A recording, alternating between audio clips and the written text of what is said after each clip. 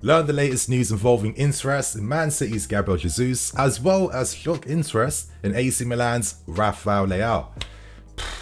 Wow, are we finally about to see the summer transfer window of dreams? You guys, please hold my hands with me. Please hold my hands with me right now. Are we going to see some big BOEHLY energy in this window? Yeah, I'm getting way too carried away, but if you guys are loving the content, please continue to show your love. Help me get over 2,500 likes this time. Let's see if that can happen. And of course, share your thoughts and opinions on the stories in the comment section below. Without wasting any more time, let's start things off by breaking down the report that came out from Spain today from AS, where they report that we have declared our intent and interest in Man City's Gabriel Jesus. Now, of course, we all know that Arsenal, they feel like they're the favourites at this point in time. Not too much competition right now for the player at this moment. You'd imagine that Arsenal fans collectively are hoping and praying that they can pull this deal off and sign a player of his magnitudes. However, the reports are saying that we will look to try and sign the player. There's no offer yet at this point in time. Of course, BOEHLY and Thomas Tuchel are still holding talks, have like final confirmations on who the main targets are going to be.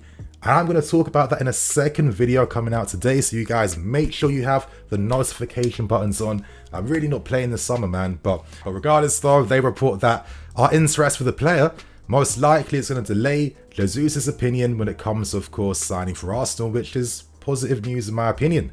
The report goes as far to say that we have already reached out and made contact with the player and his reps as well too, but currently time is against us because, and we can't forget this, we must sell players first before other ones can come in to replace them.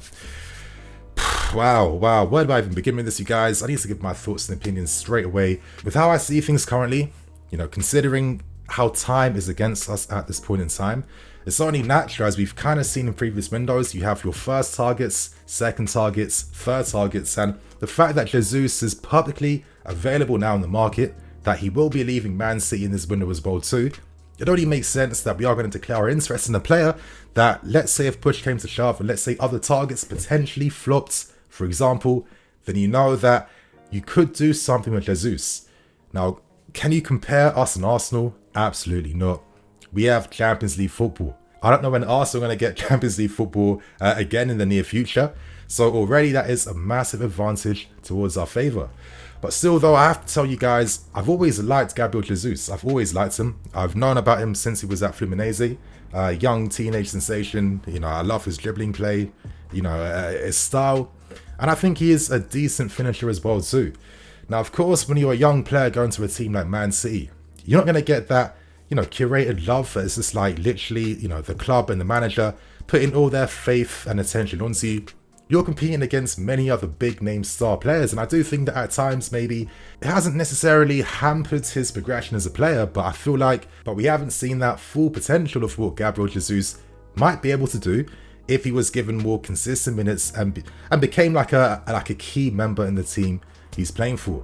Now, we know he has Premier League experience. He does get a decent supply of goals throughout the season, even though he is more of a rotational option at times.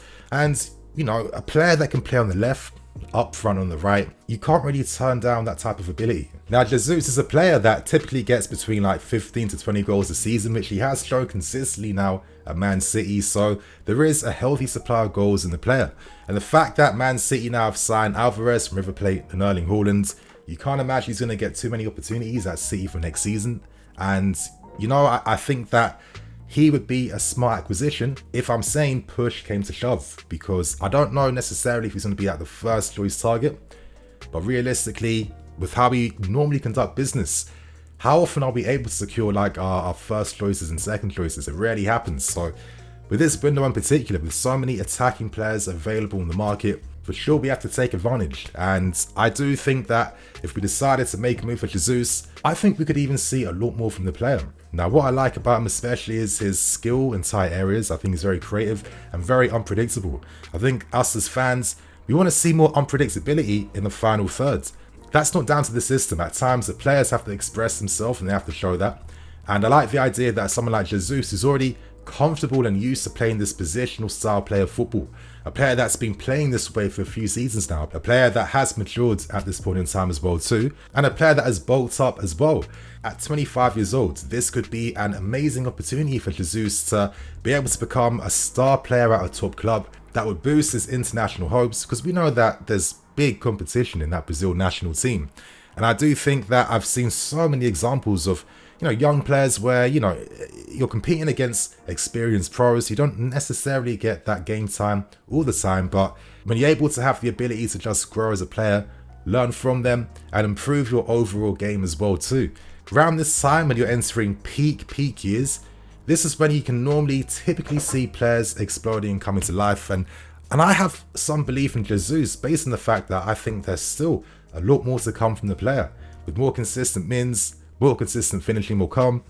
And I don't think this is a bad player to be linked with at all. So you guys in the comment section below, don't you guys think it would be amazing to literally just embarrass Arsenal again and sign like their main #1 target?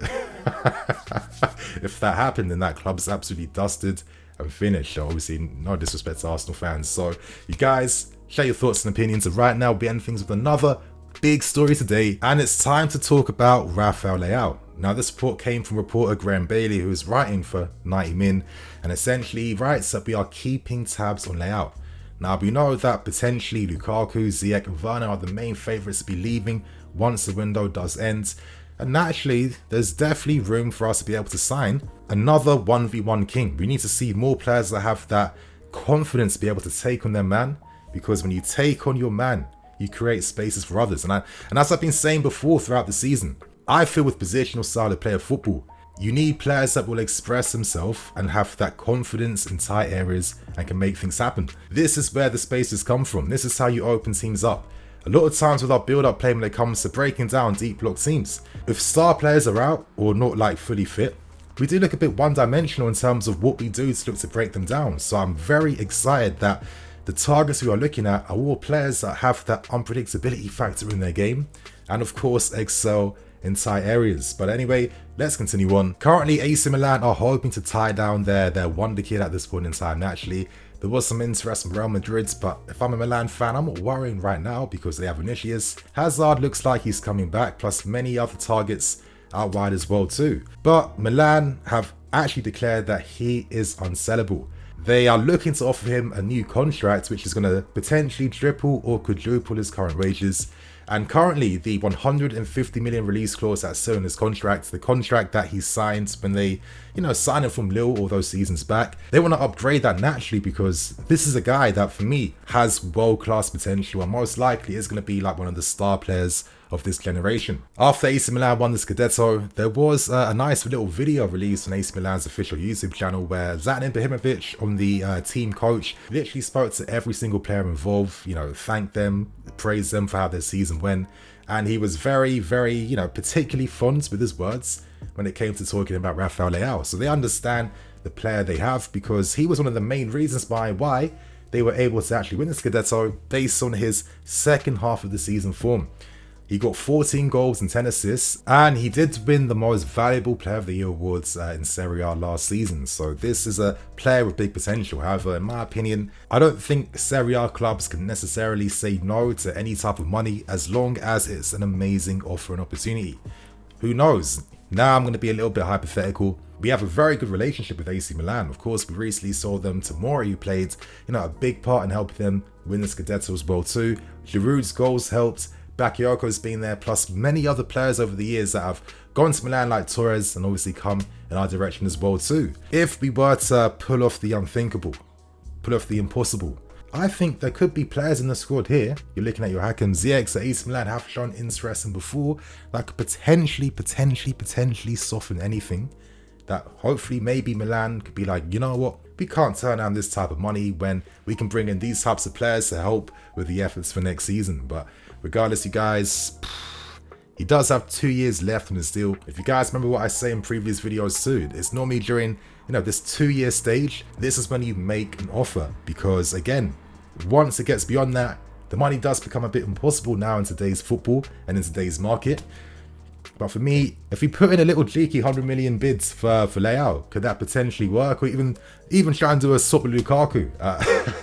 Maybe I'm getting a bit too fancy and carried away, but you know, I really watched Leao a lot, especially when I was hearing the buzz he was gaining in Serie A. So at the second half of the season, I've been paying attention to what he's doing.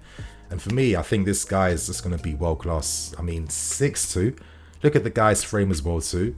And it's just how he plays the game. Dribbling 1v1, he's a king. He can beat his opponent in a multitude of ways.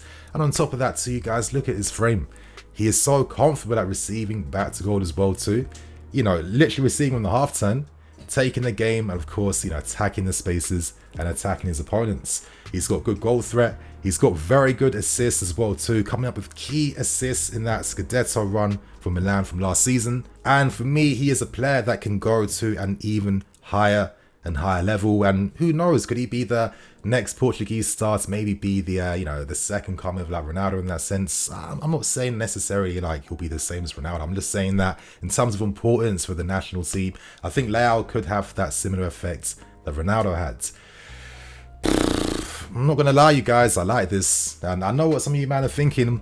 9-9. What about Serie A tax? Like, don't you know that any player you sign from that league, it's just, they're all frauds and it's all just like overinflated? I guess things like how he plays and what he does doesn't matter, but I mean, with this guy, there's literally no qualms or fears, my friends. Now, before, when he was at Lisbon, that's when his name really came to promise as like one of the next stars in Europe. Went to Lille, had a decent spell there. Milan saw the potential, and they've been cultivating that over the past few seasons. You know, this is a guy that has played up front and can do that, can play as a wide forward and a winger as well too. And you know, an attacking player that can give you these array of options is someone that you just can't really say no to.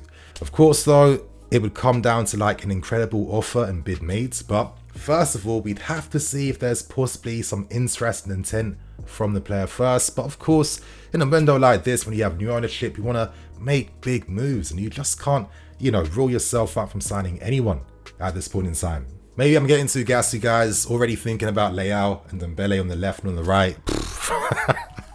If that happens, yeah, hey, I wouldn't want to be a Premier League fullback. I think if you're a fullback in this era, you know, you were definitely coached and trained to play in the wrong positions, because it's not looking good for you right now. But you guys, share your thoughts and opinions in the comment section. RAFAEL LEAO, how do you find them? Give your thoughts and opinions on all the stories today. And on that note, I'm in EFC, this is Blue Lions TV. I'll catch you guys later with some more videos, and I'll see you again with another big news drop. I'm going to talk about Tuchel, BOEHLY, and some more summer plans, you guys. Everything's happening right now. Peace.